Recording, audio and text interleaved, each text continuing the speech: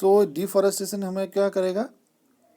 So deforestation is a major cause of which leads to the change in soil property. Physical property of the soil get affected by plantation and vegetation. Fewer leaves result to more soil erosion. Removal of top layer of soil exposes the lower hard rocky layers. The soil has less humus and less fertile. Gradually the fertile land get converted into desert, and this is called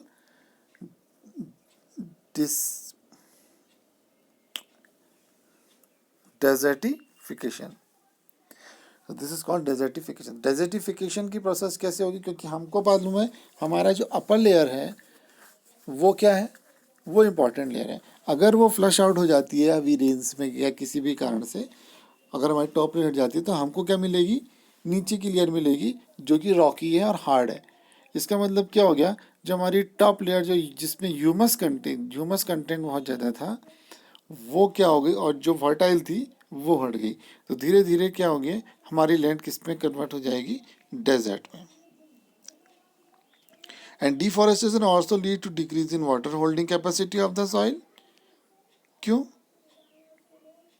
water holding capacity increase करने के लिए हमको क्या करना पड़ता है? पेड़ पौधे लगाने पड़ते हैं जो अपर लेयर को होल्ड करके रखते हैं और वाटर को भी के मूवमेंट को भी कंट्रोल करते हैं. The movement of water from the soil surface into the ground, infiltration rate. ये सॉइल वाले चैप्टर में हमने पढ़ा था लास्ट ईयर. इनफिल्ट्रेशन रेट कि कितना पानी जो है, हमने एक एक्सपेरिमेंट किया था याद होगा जिसमें पानी हम लोग डालते थे डिफरेंट टाइप ऑफ सॉइल्स में, तो किस तरह से सॉइल्स में पानी नीचे को जाता है.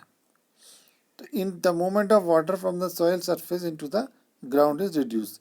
सो there are floods and other properties of the soil like nutrient content, textures also change because of deforestation. इसके अलावा हमने क्लास 7 के चैप्टर में हमने जब पढ़ा था, जब हम लोगों ने लास्ट चैप्टर जो था उसमें एक प्रोफेसर साहब के साथ कुछ बच्चे कहाँ जाते हैं, जंगल में जाते हैं और वहाँ डिफरेंट थिंग्स को देखते हैं. तो वो सब चीज़ें भी क्या हो जाएंगी? ख़त्म हो जाएंगी. We will face shortage of these products which are produced by the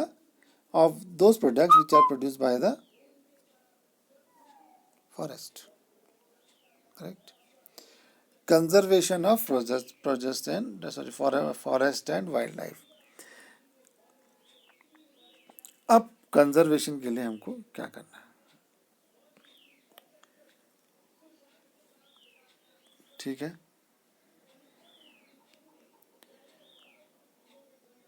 तो ये क्या करने के लिए गए हम लोग के बायोस्फीयर रिजर्व में गए. He knows that plants and animals found here are different from those of the upper Himalayan peaks and to those belonging to lower Western Ghat. Professor Ahmed believes that the biodiversity found here is unique.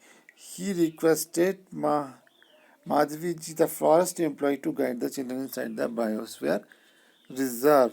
He explained that preserving areas such as biological importance make them a part of our natural heritage. जिस तरह से हम लोग last year class 7 में एक जंगल में गए थे प्रोफेसर के साथ, हमारी बुक में ऑब्वियसली, उसी तरह से अब हम इस बार कहाँ जा रहे हैं? बायोस्फीयर में जा रहे हैं. बायोस्फीयर में क्या है? तो इस बायोस्फीयर में क्या है, हम देखेंगे कि किस तरह से जानवर हैं, क्या क्या वहाँ मिलता है. चलो देखते हैं. Madhvi ji explains to the children, apart from our personal efforts and efforts from the society of people, agencies also take care of forests and animals, and government lays down rules and methods of policies to protect and conserve them.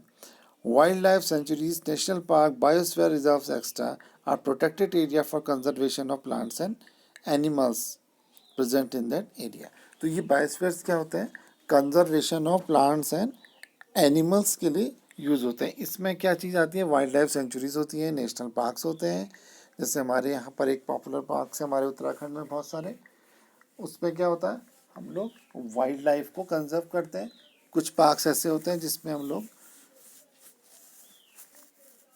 Flora and fauna को को conserve करते हैं, पेड़ पौधों को conserve करके रखते हैं, प्लांट्स को कंजर्व करते हैं, ठीक, जो कि क्या होता है, जो कि हमको उन लोगों से बचाता है जो इसका गलत इस्तेमाल करते हैं.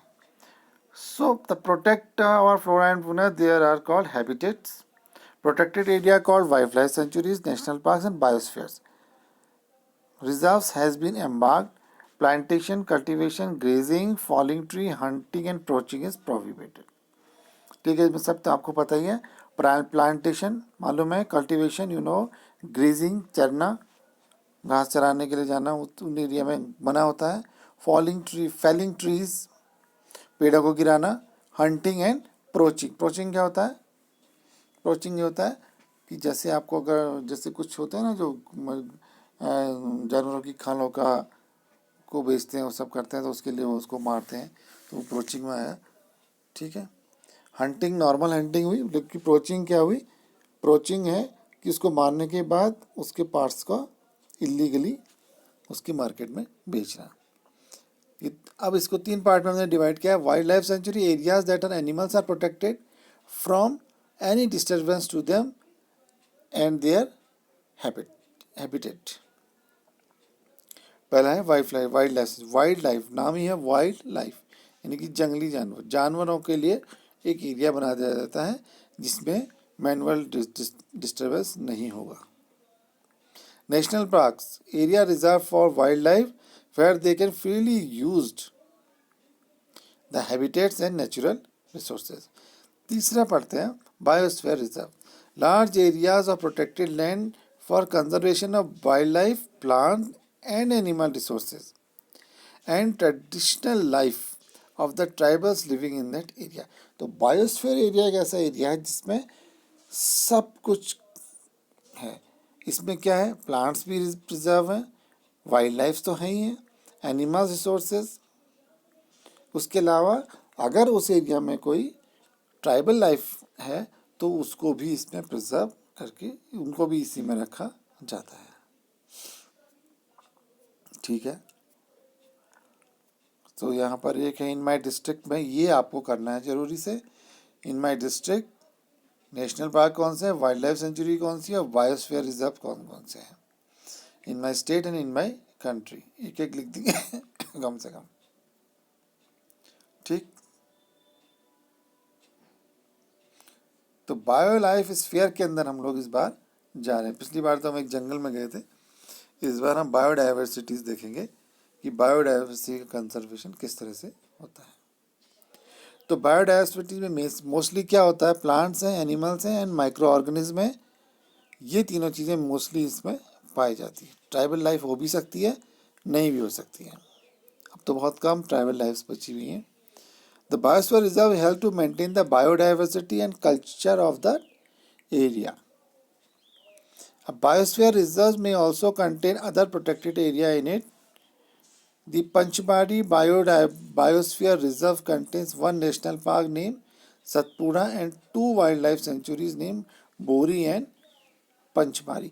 एक्चुअली में क्या है कि जो बायोडाइवर्सिटी जो हमारा बायोस्फीयर है, तो बायोस्फीयर के अंदर हो सकता है कि कोई वाइल्ड लाइफ सेंचुरी भी कवर हो रही हो. इसका मतलब क्या हो गया कि जो बायोस्फीयर है वो एक बड़ा कंसेप्ट है जिसके अंदर वाइल्ड लाइफ सेंचुरीज भी आ सकती हैं. ठीक है. तो वो भी उसके अंदर मतलब वो भी उसके अंदर आ सकती है, और उसके अंदर नेशनल पार्क भी आ सकते हैं. जरूरी नहीं है कि एक ही हो, एक से अधिक नेशनल पार्क या वाइल्ड लाइफ सेंचुरीज आती है. तो ये सब मिला करके क्या बनता है? बायोस्फीयर बनता है. इस मैप में देख सकते हैं हम लोग, ये है पंचमारी बायोस्फीयर रिजर्व.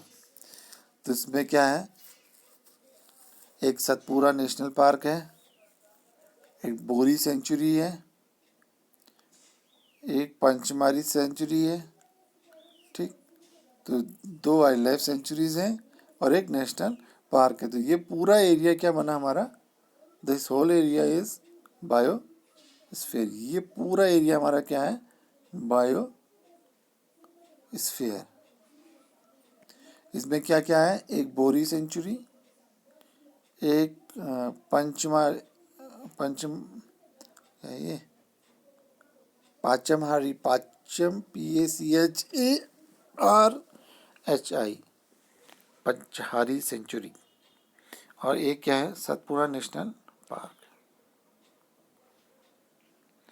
तो ये 2 सेंचुरीज और एक नेशनल पार्क इस बायोस्फीयर के अंदर आते हैं।